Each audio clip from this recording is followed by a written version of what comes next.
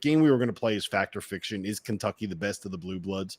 I think that we all agree it's probably Kansas, right, out of that group right now. But where do you stand on what this Kentucky team can be, T.O., and kind of what they're ceiling? Me and Fana talked a long time about this at the Champions Classic. I want your opinion on it. I haven't heard you talk about Kentucky yet. I think they're a top 15 team in the country, and they're going to be that all year long. I think they're going to end as a top 15 team in the country. They're a lot closer to their ceiling than a lot of these other teams that are adjusting, just because there's so many old players. You know what? Watching Mark Pope orchestrate that Duke game was pretty cool, and kind of predicting what was going to happen. He knew the penetration was going to come to the top, and told his guys to go in with, and Oweh ends up with a steal. Like, that was big time stuff. Big time stuff. They're going to be in every game, and they're going to be in every game consistently. Is Andrew Carr going to be able to bring you to a Final Four national championship? It's a legit question. Who's going to be their guy with consistency? So far, Andrew Carr's been great, but like some of the other guys, like Amari Williams has been awesome, but doesn't shoot it. Lamont Butler's 1 of 6 from 3 this year. The thing with this Kentucky team is you know exactly what you're going to get right now. That's kind of my only pullback. I do love the team.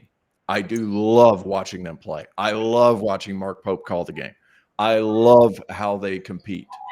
However, I do have some hesitation about their top end potential, just because I feel like we're really close to as good as they're going to get right now. That's scary. Even though they didn't shoot it well against Duke, they'll have games where they shoot it really well. They'll be in every game all season long. They will not get blown out one time. They will win 25 plus games.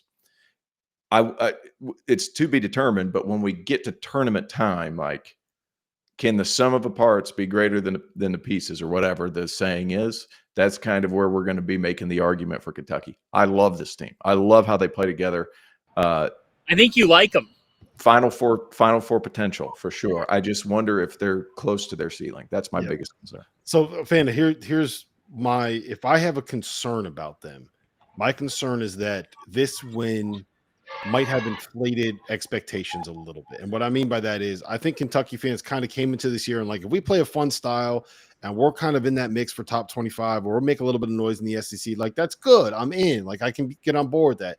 And then you go out in the Champions Classic and you get this win and you beat Duke and you beat Cooper Flag and you beat a team that I think is probably going to be 1, 2, 3, somewhere around there when you get to January or February, right? Has this changed the level of expectation? And if they end up as a 4, let's just say they're a 4 seed and they get to the Sweet 16. If we would have told you that in October, Kentucky fans would have been jumping for joy, right? If you're telling them that now, then maybe it's kind of like, well, that's it. We're not going to be a little bit more. Do you know what I'm saying? Since when is Big Blue Nation rational? They want to win the national championship. They always want to win the national championship. Yeah. If the worst thing that came from beating Duke was your expectations heightened, so be it. Mark Pope wants high expectations. He understands what the roadmap is at Kentucky. And remember, 2 years ago at this very time, the Connecticut Huskies were 21st in KenPom, and they ended up winning the national championship. It's a long season. Part of the thing where I push back on the ceiling for Kentucky is this. Jackson Robinson, he's only going to get better as the year goes on. The lights were too bright for him at the Champions Classic. He didn't handle it well. Did he make it? Did he miss the plane to Atlanta? I think he missed the flight. Well, yeah, he did. And you know what? I think he takes that to heart. I'd be pissed off if people were saying that about me. He's going to be better. He'll get better as the year as the year goes on. Kobe Brea, I thought, showed some flashes, but at times I'm wondering, like, where's his presence?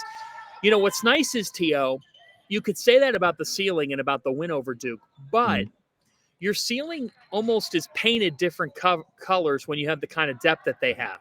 So it could be a different guy every game. Here's the deal. I thought it was a positive for Kentucky. I thought it was a positive for Duke that they played in the game that they lost. I think it's going to fuel Duke all season long. But Kentucky, if they make the second weekend in the NCAA tournament, this season is regarded as a resounding success because they haven't done that since 2019. If I'm a Kentucky fan, I'm pumped up right now because I have a coach. I have an X's and O's master. I have a guy who took me. People do not talk about this enough. I'm going to beat this drum until it can't be beat anymore.